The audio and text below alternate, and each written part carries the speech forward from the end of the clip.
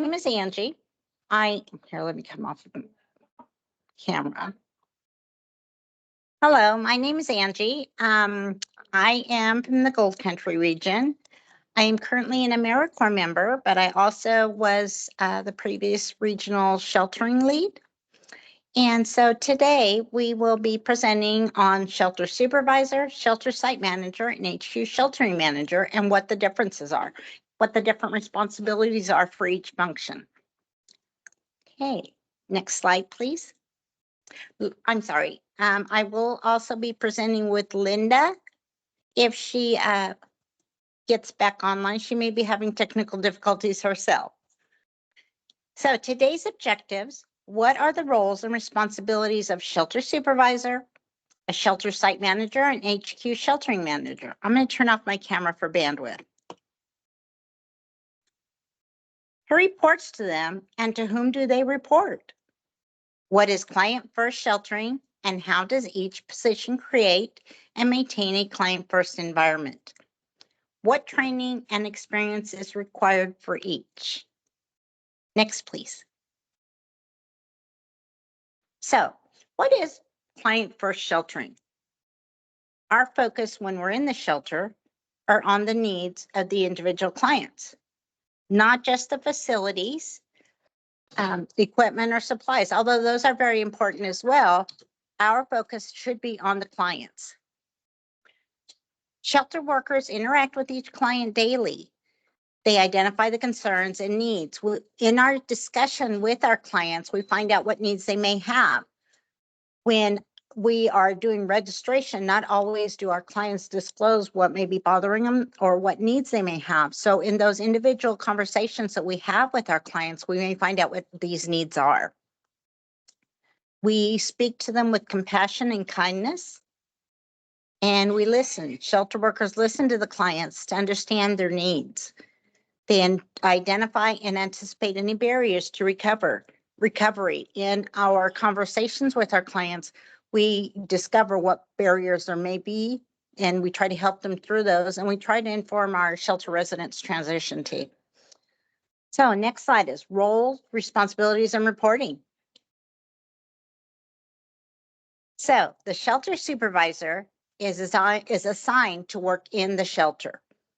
They oversee the basic shelter operation, and they participate in direct client services.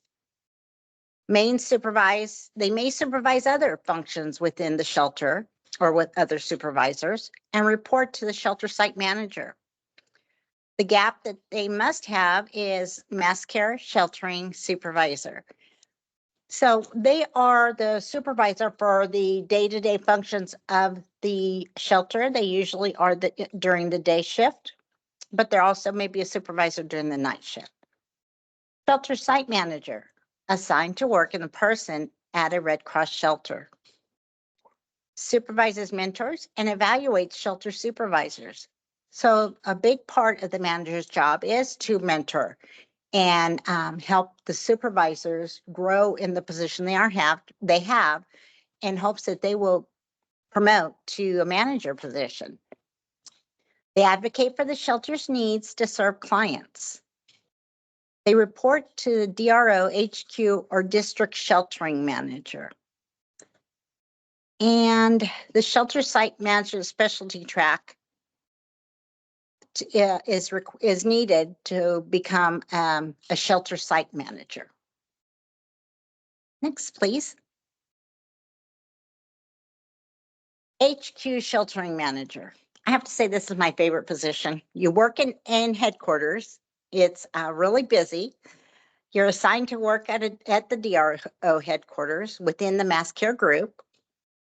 You're responsible for planning, implementing, overseeing, and supporting the operation of all client shelters across the DRO. My apologies, I was about to choke here on my drink.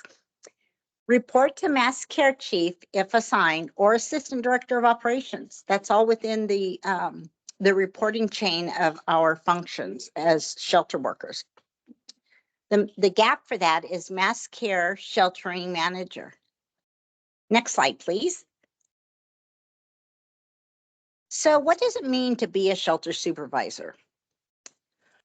Right now, we are very much in need of shelter supervisors across the country. There is a push to promote our shelter essays to supervisors, but we don't want to push them too fast. So here are some of the what it means to be a supervisor. You supervise workers assigned to deliver client services. So within larger shelters, you also may have reception supervisors, registration supervisors, dormitory supervisors, feeding supervisors, information supervisors, and supply supervisors. You make sure that all the work is done in alignment with the Red Cross principles and practices. You help workers improve their performance. You mentor them. You show them if there's things that are being done incorrectly, you correct them kindly and show them the right way. You ensure accurate information is collected and maintained. Your meal counts, your inventory counts, your client data. And thank goodness we don't have to count snacks anymore. Woohoo! I loved that change. And you protect the safety of your workforce and your clients. Next slide, please. How the shelter supervisor supports the client first sheltering. So you lead the team for great service delivery. Next, you provide through job inductions to explain responsibilities, procedures, expected results, deadlines, and work schedules. Very, very important. I taught a class this weekend at our institute, and I really, really stressed getting that job induction. Very, very important. If you go into a shelter, please, please ask for a job induction. It was about 3 years before I got my first job induction. It's very, very important so that you know what your job is. You know where everything's at. You know what our clientele is. Next, please. Assigns the tasks based on workers' experience and training. So when you're going through doing your job induction, you'll be able to find out from the shelter workers if this is their first shelter or they've had experience. The ones that have experience, you might want to mentor them to become future supervisors. For those that don't have experience, maybe their first time, you want to pair them up with someone that is experienced. You want to have them have a good experience. We want them to come back.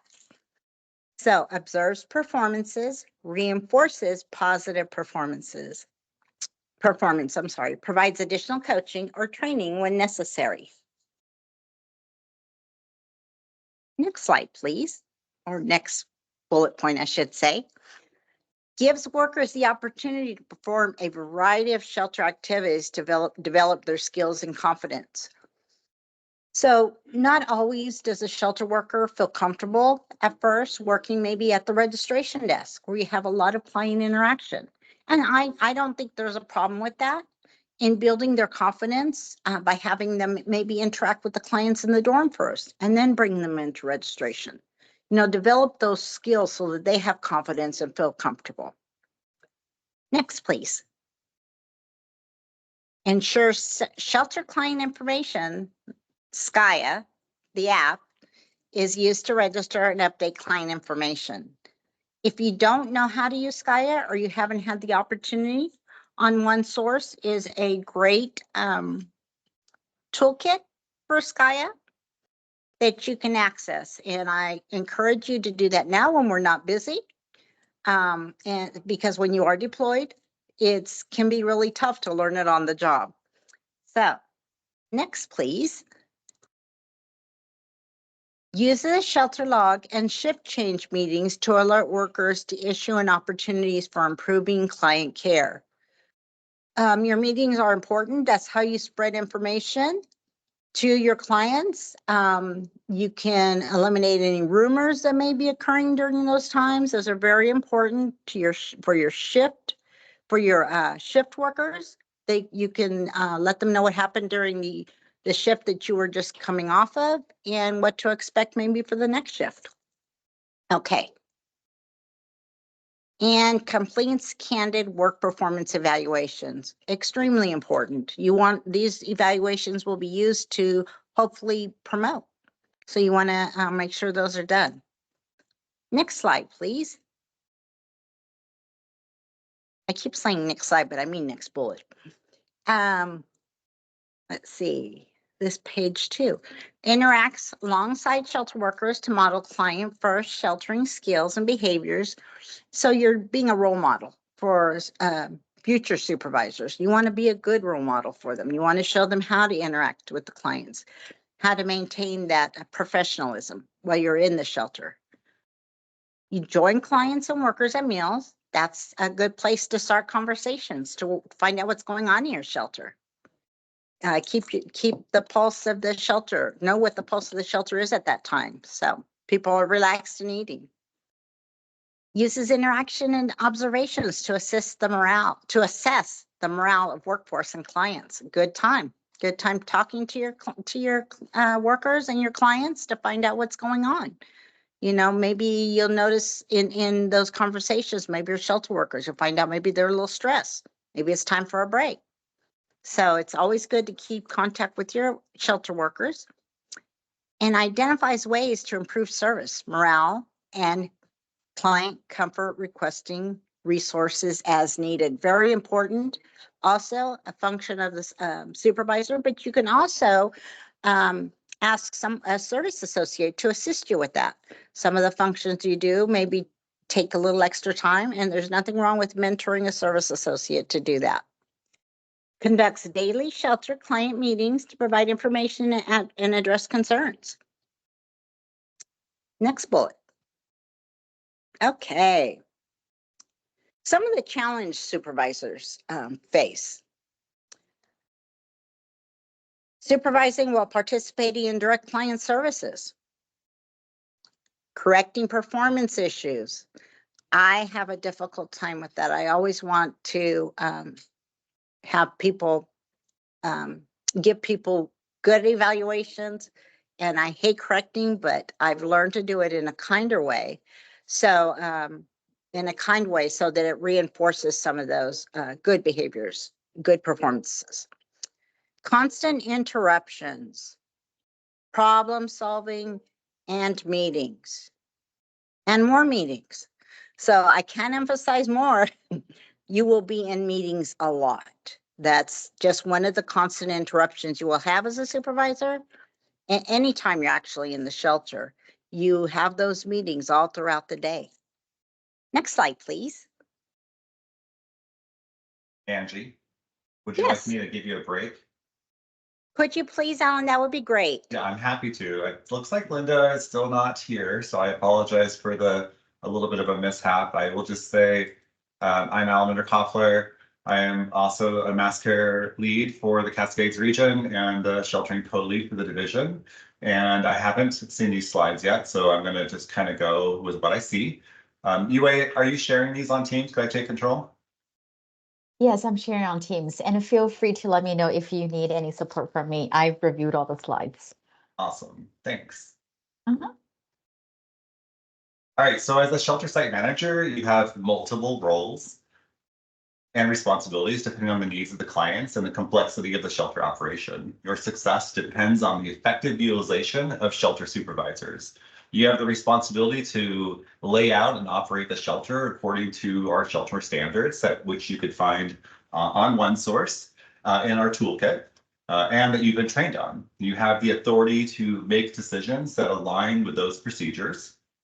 You are on site and have situational awareness for the shelter and its clients. You are the person that's advocating for our clients as well as our workforce. You are responsible for all activities that take place at the site, both inside and outside.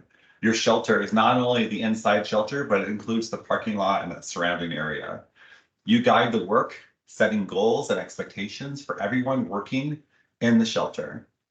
You are a mentor to the shelter supervisors, and shelter supervisors that you have underneath you, you should be mentoring them in all aspects of sheltering, so including your own role.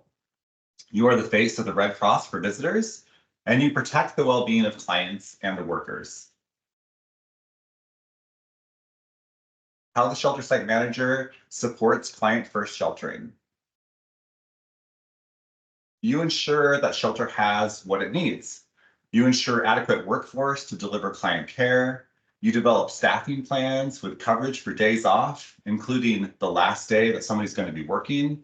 You look ahead at least 5 days when planning to make sure that you have the appropriate staff to be able to continue the mission in your shelter. You submit timely requests to replace departing staff. You make sure that you're having constant communication with that HQ sheltering manager on your staffing needs and what they might look like 5 days from now, a week from now, 2 weeks from now. And you include disaster event-based volunteers in your staffing plans. So sometimes you'll have the ability to have event-based volunteers show up at your shelter, and ideally, you know about that in advance. That's the ideal situation. But if you have event-based volunteers show up at your shelter because they've been assigned, they signed up for a shift, it's up to you as the shelter site manager to find a role for them that's going to be fulfilling for their experience to make sure they have a good experience. You maintain supplies for client care and operations. You track and report all of your inventory, or you delegate that to somebody else, which is ideal. You submit requisition requests in a timely manner to avoid running short of necessary supplies. So there's nothing like, and we've all experienced this, having, no blankets left or having 4 blankets left when you really should have 30 or 40 on hand at all times, right? Based on the sheltering needs at your shelter. So you want to be thinking ahead, just like you do with your staff, you're thinking ahead with all of your supplies. If you know you're using, 25 comfort kits a day, and you only have 50 comfort kits left, then you know you need to order another 100 now, not in 2 days when you have 0, right? And then you develop backup plans to secure emergency needs through mass care procurement cards, partners, and others. You oversee all activities at the shelter. The shelter site manager and shelter supervisors, as well as the supervisors of SRT, DMH, DHS, DSC, in the shelter. So shelter resident transition workers report to you, disaster mental health reports to you, disaster health services reports to you, and disaster spiritual care reports to you as well. So any activities that are happening in the shelter, you're supervising all of that. Even though you might not know exactly how to supervise an IDC worker, a DMH worker, or a DHS worker, you are still their direct supervisor. You monitor all shelter activities to ensure they align with the operational priorities of the Red Cross principles. You implement client-first sheltering throughout service delivery. You use coaching and mentoring to help shelter supervisors provide excellent care of clients and staff. So Angie talked a little bit about, making sure that having those critical conversations with your workforce. So this would be with your supervisors. If you see something that doesn't really fit or align, that you're having those critical conversations with them and redirecting them to maybe a better approach. You train shelter workers on the use of digital applications and technology required for their assignments, such as Teams and the Shelter Client Information app, otherwise known as Skype. And then you have daily meetings with your shelter supervisors and any activity supervisors in the shelter to align client care, which would include shelter resident transition, disaster health services, disaster mental health services, and disaster spiritual care. It is the critical link between the shelter and DR headquarters.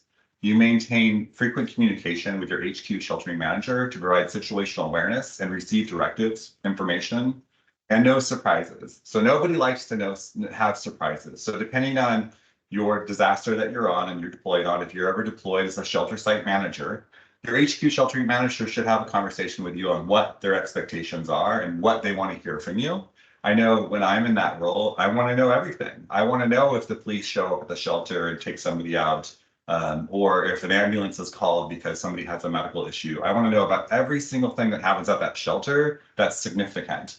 And the reason why I want to know that is that when that mass care chief comes up to me and says, "Hey, I heard that there's an incident at the shelter," I want to already know that it's happened, that the shelter site manager has taken care of it, and that we're already moving past it. That's the ideal scenario. You request resources to ensure client care. You coordinate with the HQ sheltering manager to maintain security of clients and the workforce. You escalate issues to the HQ sheltering manager if needed and communicate solutions back to the shelter supervisors and partners. So when you have meetings with your HQ sheltering manager and you learn about information from those meetings, it's your job and role to make sure you're sharing that information with your supervisors as well. And then sharing information from HQ sheltering supervisors and partners as appropriate. So some of the challenges that you might have, if there's no sheltering site manager, typically the day shelter supervisor will assume these responsibilities. Staying on top of all shelter activities is sometimes really challenging. You have multiple things happening at the same time. So as the shelter site manager, depending on how large your shelter is, you may have a feeding activity going on, a dinner being served or being just delivered. At the same time, you might have somebody from the press show up at the front door. And at the same time, you might have another incident happening at your shelter. And as a shelter site manager, you have to manage all of those activities and leverage your other supervisors to support you, or potentially your other shelter staff. So you just have to kind of coordinate all of that stuff. You're virtually reporting to an HQ sheltering manager by phone, Teams, text, and email. And again, that HQ sheltering manager will tell you their preferred method of communication. And so whatever that is, whether it's, somebody likes to, it might be by phone, it may be by Teams, it may be by text, whatever it is, they'll tell you exactly how they want you to report and communicate with them. And then you just have to follow that communication method. You'll have deadlines to submit information. And so when all of that chaos is going on, dinner being served, somebody at the front wanting to, do interviews or whatever that might be, you might also have in 20 minutes some numbers that have to be reported to your HQ sheltering manager. So it's just a matter of managing all those activities and really delegating anything you can to your team so that you could get everything that you need to get done completed. You have reports and then you have tons of meetings. So you'll have meetings with your shelter supervisors, and maybe you'll have meetings with your entire staff, and then you'll have meetings with your HQ sheltering manager, and you might have meetings with some of their staff as well. So those are all some of the things and challenges that you might have as a shelter site manager. And I think this is you, Angie, and if you want to just hit the button that says take control, you can take control of the slides and push them forward yourself. Thank you, Alan. I will do that. Sure. So I heard from Linda, our co-presenter that was supposed to assist today, but they lost power in her neighborhood. So she's trying to get back on so she can assist and participate since she put so much effort into this. Can you see the slides? Yes. Yeah, looks great. Okay, perfect. On my screen, it looks different. So what does it mean to be the HQ sheltering manager? As I indicated before, that's kind of my favorite function. Let me get there. Let's see if I can make it a little bigger. So you lead sheltering functions across the DRO to ensure operational priorities and objectives of the service delivered plan are met. You maintain daily contact with all open Red Cross shelters. You need to keep open communication with them, as Alan indicated. Let your supervisors of the shelters know how you want to be communicated with, how they want to be communicated with. Sometimes texting is much easier. We're not always at our computers, or maybe we don't have Outlook downloaded onto our phones. So maybe texting might be the best way to go. You want to be able to provide guidance and resources to your shelters. You're there for support for your shelter workers, your shelter supervisors, and your shelter managers. You engage your leaders of all functions at DRO headquarters. So you will be able to address every shelter, every need, every day. It's now called fulfillment team or 3E. You'll hear those terms. I believe the current term is the fulfillment team. Those are the ones that come from logistics. They bring the supplies daily. They go to every shelter daily. So it's when you have your morning meeting, you will convey to the fulfillment team what the needs are of the different shelters so they can make sure those deliveries are made timely.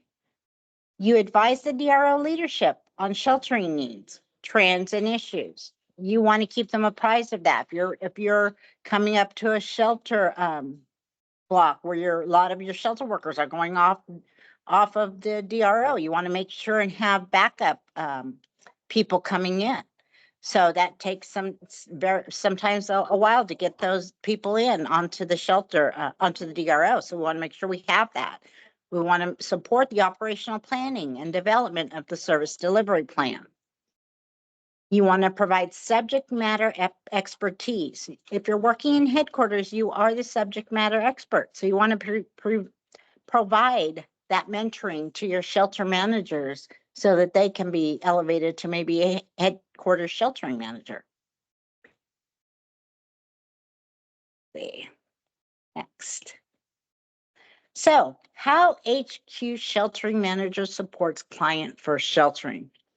So this picture happened last year during the atmospheric rivers. That's me, back to the back of my head there. Linda, you're on. Well, she was on for a moment. Welcome, Linda. So I'll go ahead and finish this. Okay, you're That's doing a me. great job. Thank you. So as you can see, this is kind of what headquarters looks like. This was a smaller room we had at the atmospheric rivers, and those are all the shelters that we were responsible for. I had a great team during that time, but you can see the many shelters we had, and keeping track of all those workers, the numbers of clients and things there. Okay. That's a common actual scene at headquarters, all those Post-its. We try to get away from those, but it can still be used as a working product. So headquarters sheltering manager ensures that shelter has what it needs, deploys the initial shelter staff and material resources to quickly initiate service delivery. Not always are they involved in the initial, but they are there to assist with that. Usually when a DRO is stood up, management will send out the staff and all the resources. Reviews requests submitted by the shelter site manager. So during your meetings, you'll be discussing what are the needs of the shelters. What supplies do you need? Do you need more staffing? Do you need more resources? Those are the types of things you'll be asking during your meetings. Supports the shelter site manager with guidance, expertise, and issue resolution. We don't know everything, but if we don't know the answer, we can seek those that do know the answers and get that back to your shelter site manager as soon as possible. They're waiting for answers to maybe resolve an important issue at the shelter. So it's always important to get those answers as quickly as possible. Engages in other activities with leaders at HQ to obtain necessary resources to support service delivery and maintain safety and security at shelters. So as the HQ manager, you may be interacting with your logistic team a lot because you have your fulfillment. They may need other supplies at your shelter. You'll be interacting with even transportation, make sure your shelter workers have enough vehicles to get to and from their residence or where they're staying. You might be communicating a lot with health services. There may be an illness in the shelter that could be contagious. So you want to speak to your health services worker on how that would be remedied or how they're going to address that situation. So make sure sheltering operations are understood and supported at HQ. You hold your daily meetings with all your shelter site managers, collectively and individually, to gather and share information about the sheltering operations. As we indicated, there's that meeting with the exclamation point. There's a lot of meetings, but that's how we get the information across. We have to hold those meetings. Sometimes they seem a little cumbersome, but that's how we're going to learn what's going on in the shelter. When we speak to the shelter site manager, they're the eyes and ears of our shelters, and that's how we're going to get the information we need. Presents vital information about sheltering operations for daily sheltering support. So we are the eyes and ears at headquarters, and we present that information to our shelter site managers. We present all the information that we hear or that's given to us at the meeting so that they're aware of what is going on at headquarters and maybe what the next steps are going to be. Depending on the number of shelters, you may have one or more assistants to facilitate communication and reporting. So during the atmospheric rivers, I had probably at least 5 or 6 assistants. There had been no way I would have been able to do that by myself. Each function was, everybody did a different function. Linda did the staffing. I had another one that did the daily reports, another one that communicated with the shelters, split those up into between 2 people. And so you get the staff, your support staff as you go along. The HQ sheltering managers challenges.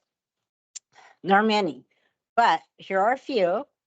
Not physically at the shelter. So you depend on your shelter site managers to give you that information. As I indicated, they're the eyes and the ears of the shelter. So they can give you situational awareness, what's going on at the shelter. So that's why those meetings are very important. Virtually supervising shelter site managers may cause miscommunication and other challenges. Always. It's like that telephone game. You hear it from one person, it gets to another person. By the time it gets to the third person, it's totally different. So, the direct communication is very important. Large number and complexity of shelters requires assistance to maintain adequate span of control. So I think I had about 20, yeah, probably close, shelters last year during the atmospheric river, all up and down the state of California.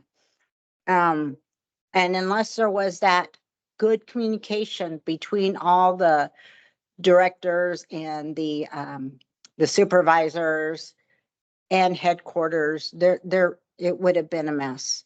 So it was really, really important that we had open communication between the shelters and headquarters.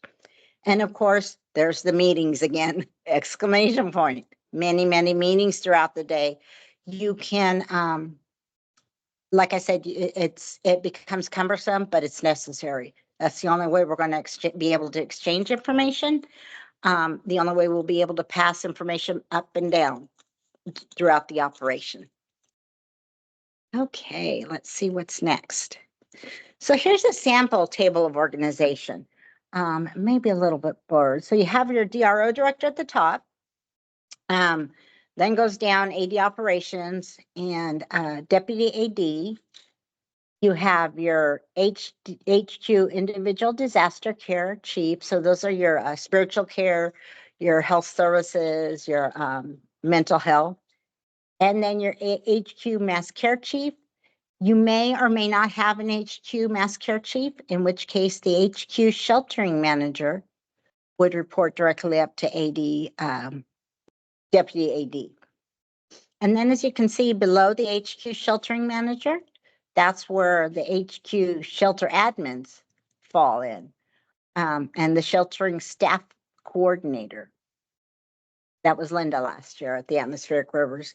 And you can see as you go down the different positions in the DRO operations. This usually happens on a level 3 or higher. During a level 2, it's a little more simpler, the table of organization, but this is a level 3.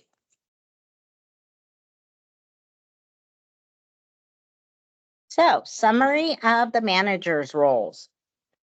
Shelter site manager is located at the shelter, reports to HQ. Sheltering manager interacts with everyone who works at the shelter or is housed at the shelter. Serves as the Red Cross leader at the shelter site, takes care of clients and workers, leads delivery of sheltering services. So you're the eyes and ears and face of the Red Cross at the shelter. The HQ sheltering manager is located at the headquarters, reports to the mass care chief or AD operations, interacts with leaders of all function at the DRO headquarters, And then leads the activities of sheltering, support, sheltering subject, and you're the sheltering subject matter expert. So you will be leading up as well as leading down. You will be there mentoring. You will be there fighting, helping, going in and advocating for your shelter workers and for your shelter managers, shelter site managers, and the needs of the shelters.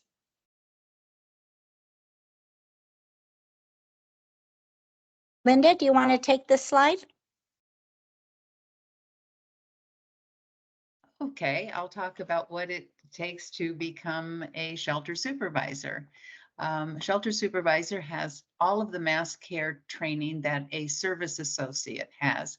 And in addition, they take a class called shelter supervisor and supervising the disaster workforce, which I understand is now changing to a shorter and simpler class with a new title. Need to have basic food safety, psychological first aid, shelter resident transition for those working in a shelter, and it's recommended that they participate in a shelter simulation. So the experience you need to become a supervisor is Red Cross experience on a disaster in a shelter, hopefully, and a minimum of 1 positive evaluation from a relief operation. And if you're going to deploy for regional or, divisional or national deployments, you need to have a valid driver's license. So these are the things that you must have if you're interested and you're an SA and you're interested in becoming a supervisor. You can take these trainings, you can get more experience and seek a reassignment to shelter supervisor. And as Angie said earlier, we really need more well-trained shelter supervisors nationwide. Next slide.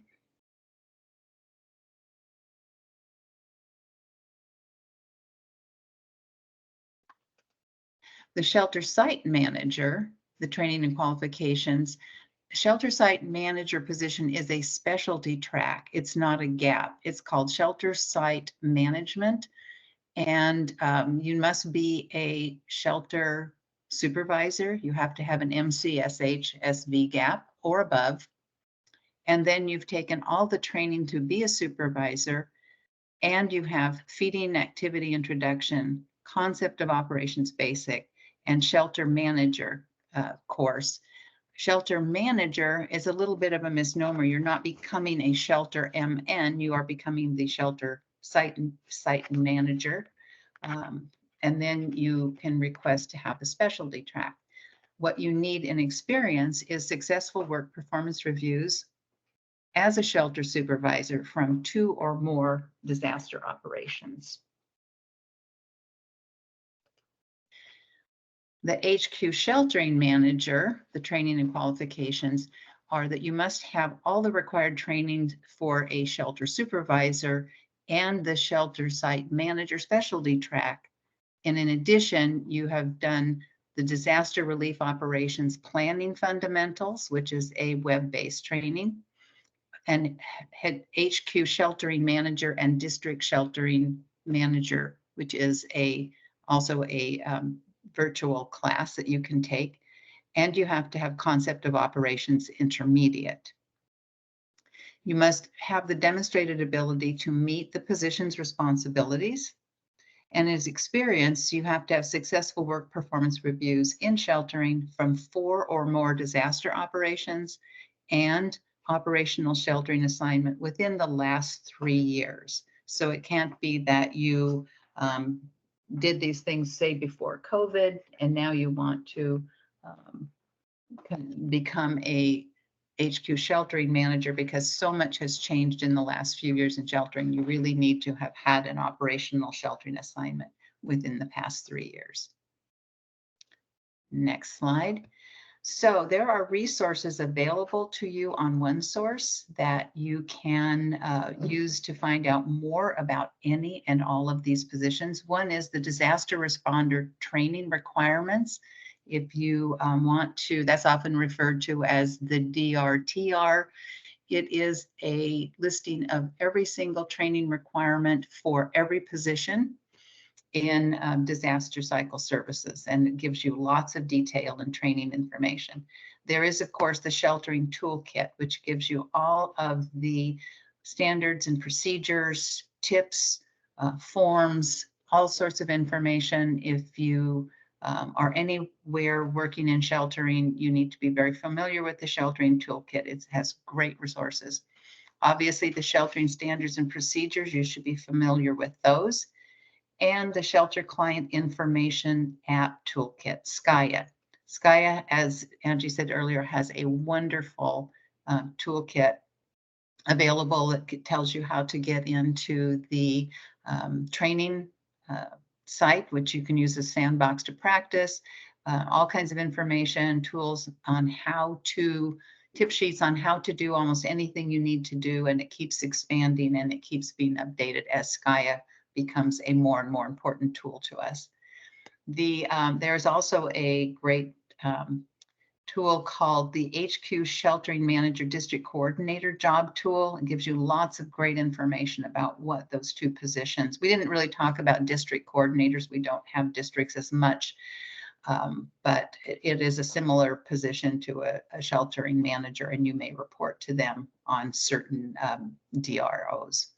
And then there are, of course, YouTube videos to do all sorts of activities in sheltering, and in particular, how to do different forms and activities that we need to do in sheltering. So there's lots of information for you, and we're happy to help you and answer any questions now. I want to apologize. I don't know if they told you what happened right at 4 o'clock when we were starting. The entire neighborhood lost power and internet. So I was just kind of dead in the water, and I really apologize. Thank you so much, Linda. Thank you so much for Angie. My brain doesn't work anymore. And thank you so much, Alan. I wanted to just use 1 minute to talk about how flexible we are and how grateful I am for Linda and Angie. No one expected there's a power outage, and you'll see the flexibility that we all experienced exhibited from Angie, from Alan, from Linda. And taking Alan as an example, as the Pacific Division Sheltering co-lead, he stepped right up to present part of the section so that Angie can take a little break and Linda can come on. So this is something that is really unpredictable in the disaster world as well. And I just want to share with you all that how flexible that we all are in disasters, and also to give grace to each other and to expect the best, not to expect the worst. Okay, thank you so much all. And let's go to questions. Let's see, Q&A. So PET has been a big topic, and we know that we have more PET trainings coming up. So we have a question for the panel. For the PES activities, does that fall under the shelter site manager for the PES activities in the shelter? This is Angie. May I answer that one? Of course. I'll answer that. So the PED liaison is stationed at headquarters, but their position is at headquarters, but they should go out and visit the shelters. That's how they're going to find out what the needs of any pets that may be at the shelter. So, but physically they are at the at headquarters, and they report either to the mass care chief or to AD Ops. Linda, anything to add? I actually got bumped off for a second again, and that kind of scared me. I missed the question. So no, I don't have anything to add. Okay, thank you so much. So to recap is that PET itself overall is an activity, and that activity does not fall under the shelter site manager. It falls under the mass care group. But anything that happens in the shelter is the responsibility of the shelter site manager. But again, the shelter site manager is not going to take care after the pets. Those are the owner's responsibility. Okay, another question is, we heard that the web EOC is coming out and there's the phasing out of 6409. Do we have any trainings coming up? Do we know? Panel, Angie, Linda, Alan, Laura. I am not aware of any specific trainings that have been established for that, unless Alan has more information. I'm happy to just add that, yes, that rumor is true. It is going to happen at some point, and there will be training on that. You know, for shelter site managers, most of our 6409s, we don't even need to do anymore because on the larger operations, we have fulfillment coming around, which kind of eliminated 6409s and made our jobs much easier. And so putting 6409s into Web EOC is going to add to that a little bit benefit on mostly on the HQ sheltering manager side, where there's still a huge amount of 6409s being done. And when that rolls out, there will be training for anyone that needs that for sure.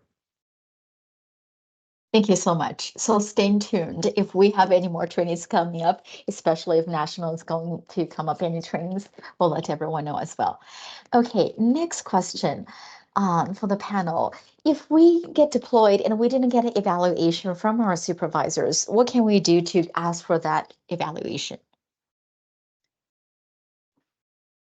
There is a way that you can make a request to have that done after the fact. Even sometimes weeks or months later, I have seen people request evaluations.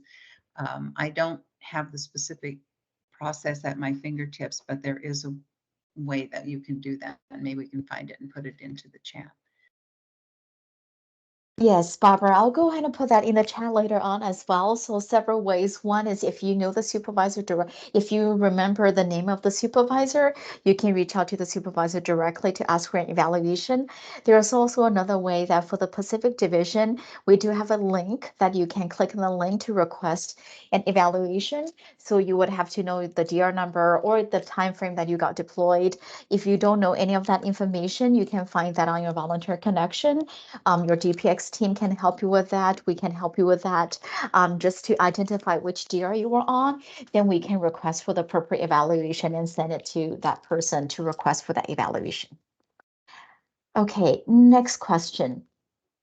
For the panel, can shelter managers contact local nearby restaurants or fast food chains for donated sandwiches for a one-time special occasion lunch?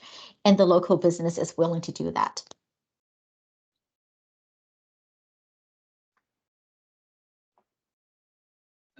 Can you repeat that again?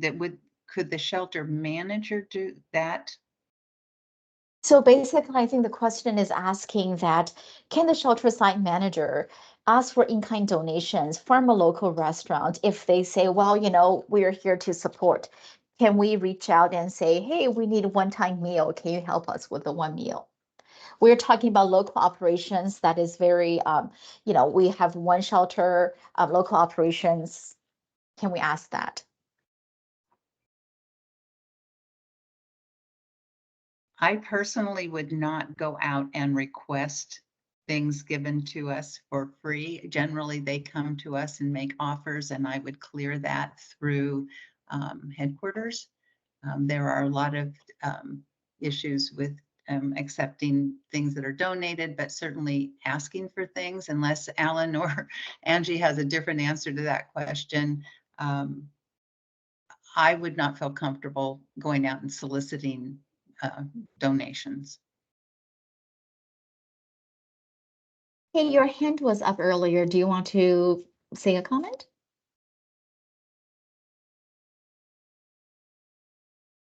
Okay, I'm unmuted. All of that, no matter how small it is, should be coordinated through the feeding group. That way they know who is in town, they know, who they're using in different locations. So you just don't want to overwhelm someone. So I would definitely go to feeding. Thank you. Angie, Alan, anything to add, or Laura? No, I think both of those answers are great. I think if you get somebody that wants to give to the shelter a meal, the biggest thing is to just coordinate with feeding so that you don't have, double meals showing up, which is not helpful to anybody. So a lot of times it's just being really thankful and appreciative and saying, this is great. We'd love to have this. Let me coordinate with my feeding manager. Let me connect you.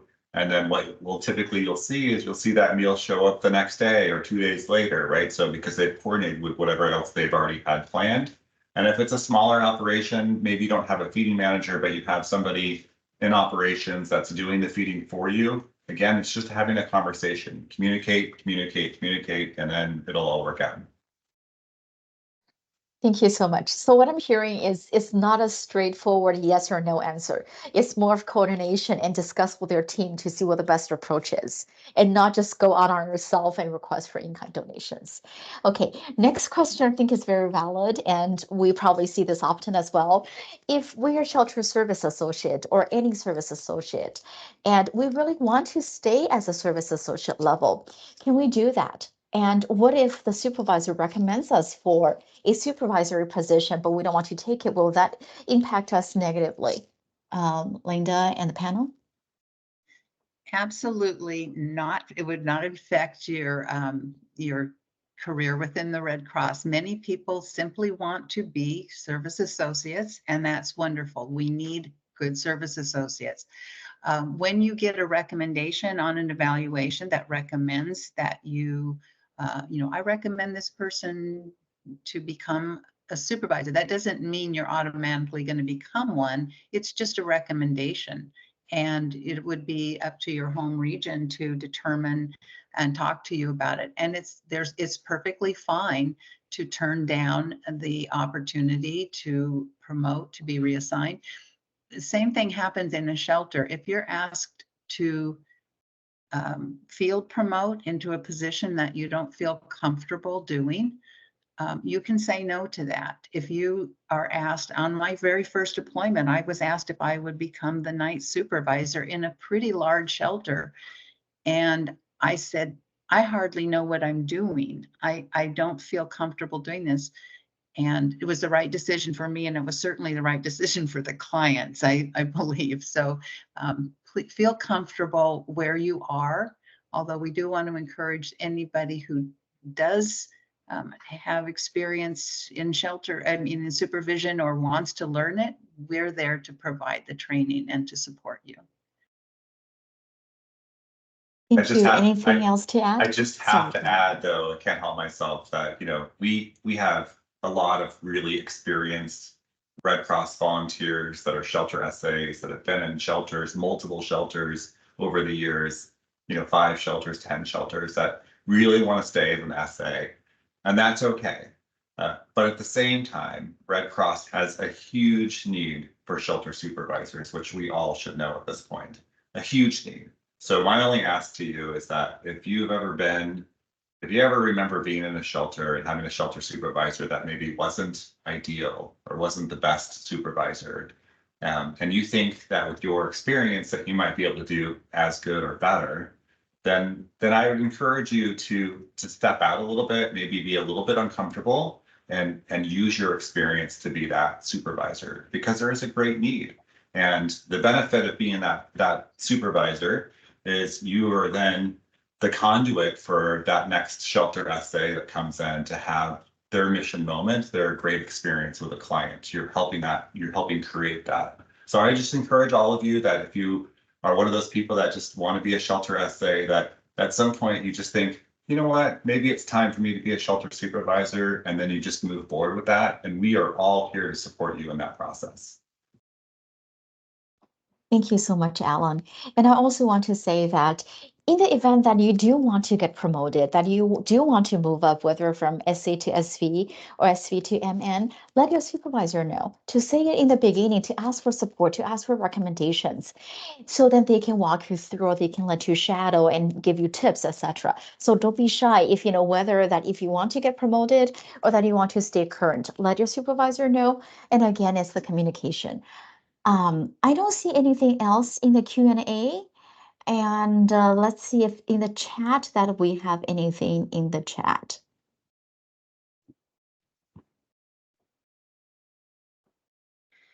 I don't see anything in the chat as well. I'm going to open up to the group to see if anyone wants to come off mute to ask any questions. Let me go ahead and change the setting real quick. I see in the chat, one is about unsolicited donations, people bringing in lots and lots and lots of used clothing and what to do. That is a function that falls under distribution of emergency supplies. There is a unsolicited donation. Linda, I think we just lost you. List of donations, you put them aside and you deal with that. But when you have large amounts and people are bringing things in by the truckload, that's not something that the sheltering staff can manage, and it takes us away from our primary job, which is client first sheltering. So that's an important thing to raise up to the to headquarters, to sheltering, the HQ sheltering manager, and to let them know that you're going to need help with that, and perhaps outside partners that can help you with it too. Thank you, Linda. So several more questions. Is there any flexibilities for the deployed folks? Can they only do weekends because they have weekdays that they have work?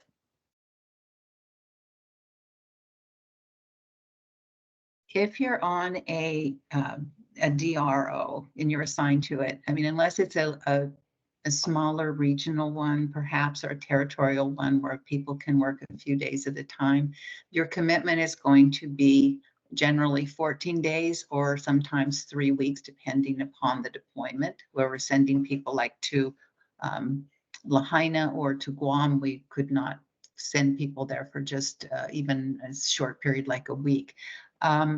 There are things that people can do as local chapter volunteers. Sometimes can come in and help us. They have the training and they're only available part-time. It's wonderful to have those kinds of people that can come in and give a day off. But generally, we need to have the continuity on a DRO, which is one of the reasons we ask for a 2-week commitment. Thank you so much. And Linda and Angie, could you share with us what's the main difference between the NCS non-congregate sheltering and also the congregate sheltering?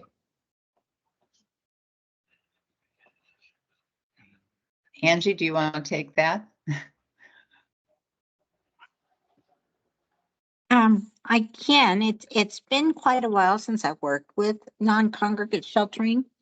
Mainly, non-congregate sheltering are ones where people are placed in hotels.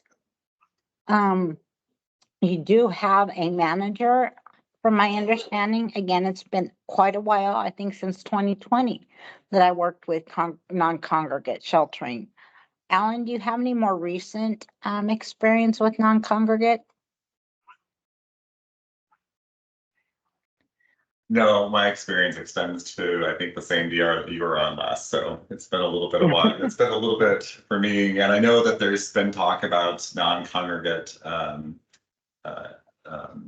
education coming forward at some point. So I would expect to see that hopefully sooner than later, but it's not going away, that's for sure.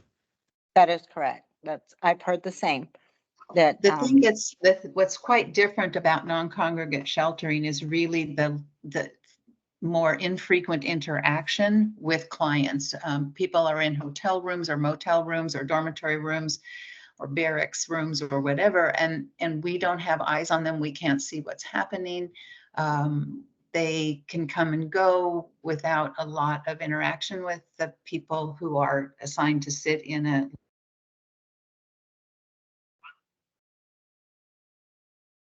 Linda, we lost you. situation. If you've lost me. We can hear you now. Okay. Yeah, it's just a very different animal. Lou, go away, please.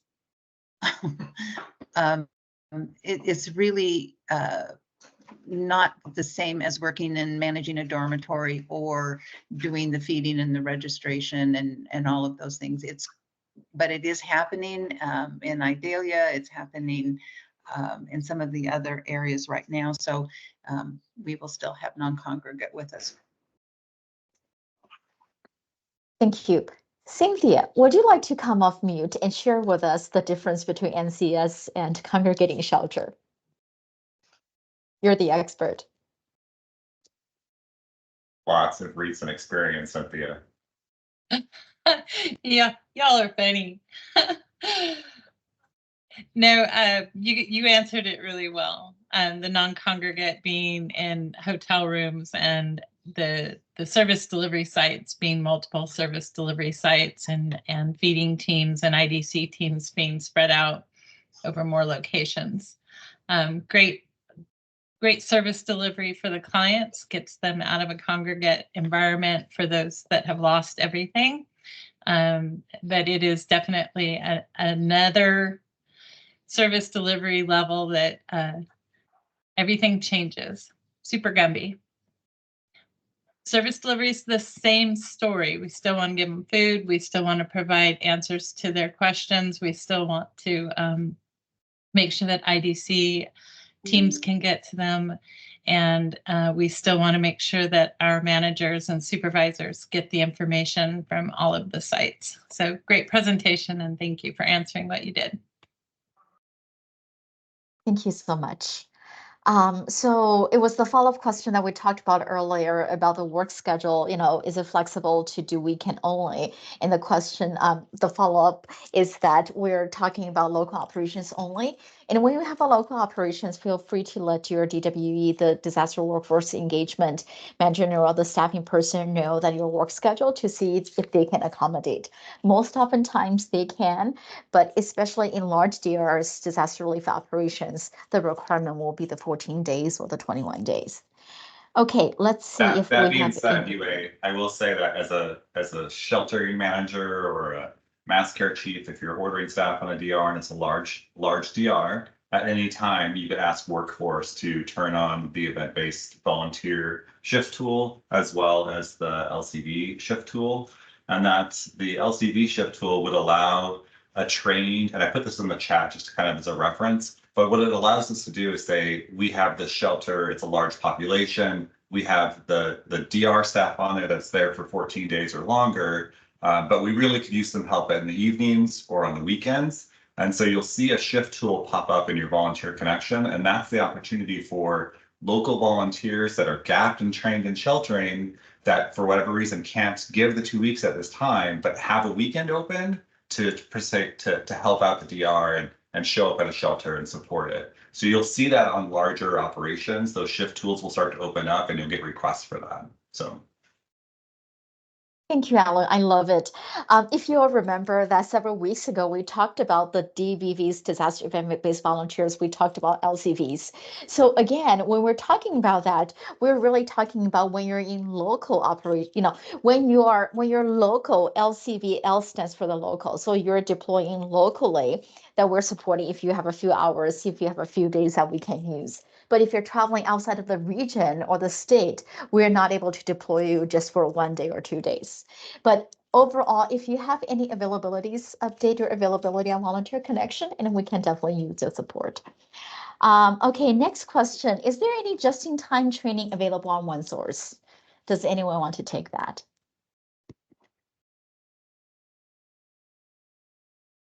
By just-in-time training, I'm not sure what you're referring to. I mean, you can obviously take a lot of the sheltering and feeding and other basic courses online. You can also go onto YouTube, and there are some great short videos that explain how to do certain things. I'm not sure what kind of just-in-time training you were thinking of. So Joe just put a link to the OneSource for just-in-time training tip sheet for shelter workers. And those are the ones that we're talking about. Once we deploy, then we're able to do the just-in-time training. Joe, is that what you're trying to let us know?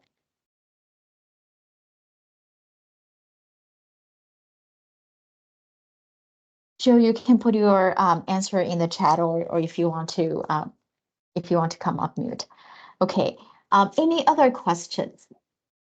We are doing very good on time. We probably have 20 some minutes left. Any other questions from the group? You're able to raise your hand. You're able to come off mute. You're able to type it into the chat. Into the Q&A session. Okay, I saw another question that I missed earlier for the team. Can a supervisor get an assistant with the computer work if it is too difficult for long hours or computer work? Absolutely. You can always ask people on your team. You might have an SA who's really good with computers. You might have somebody who's really, has had a lot of experience with Skya. You've got somebody who's, very good at things.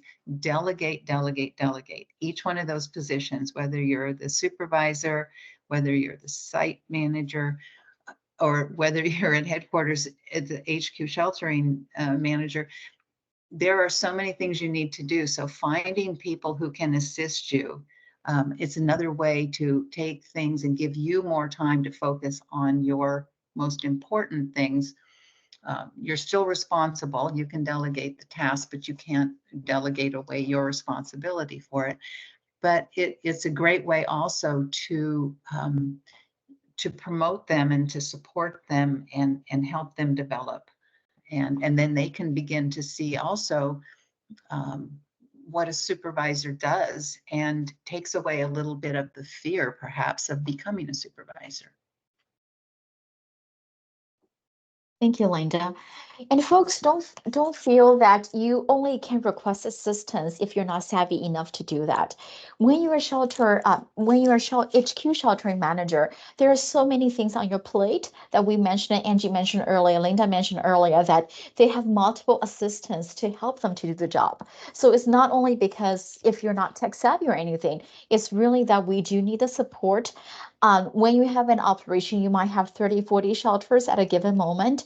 It is a lot of work that you do need support from other people to do the sheltering work. Okay, any other questions or any hands anyone wants to come off mute?